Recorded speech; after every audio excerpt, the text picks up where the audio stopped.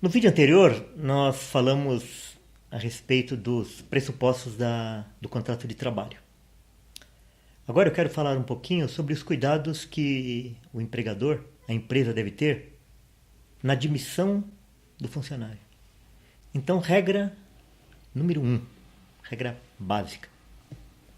A empresa não deve deixar que o empregado inicie a prestação do serviço sem que ele tenha entregue todos os documentos que são necessários para a admissão e assine aqueles documentos que fazem parte desse procedimento. Por exemplo, o funcionário ele não pode iniciar o trabalho sem que antes tenha entregue a carteira profissional, sem que ele entregue o exame médico admissional, entregue o comprovante de residência, entregue o seu comprovante de PIS se ele já trabalhou em outra empresa, apresente os documentos dos filhos, caso ele seja beneficiário do salário família, e outros documentos que serão exigidos, dependendo da empresa, dependendo da função.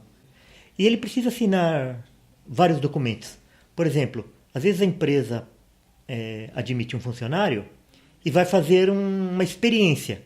Mas o contrato de experiência, ele só tem valor se o funcionário estiver registrado e se ele assinou o contrato de experiência. Muitas vezes a pessoa fala assim, funcionário, o empregado está de experiência, mas o empregado não foi registrado, o empregado não assinou o contrato de experiência, então ele precisa assinar o contrato de experiência antes dele iniciar o seu trabalho.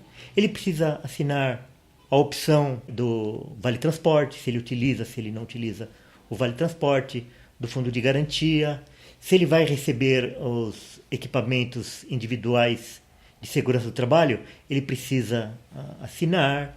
Ele precisa também assinar o regimento interno da empresa, com todas aquelas instruções que vão reger o dia a dia da sua função.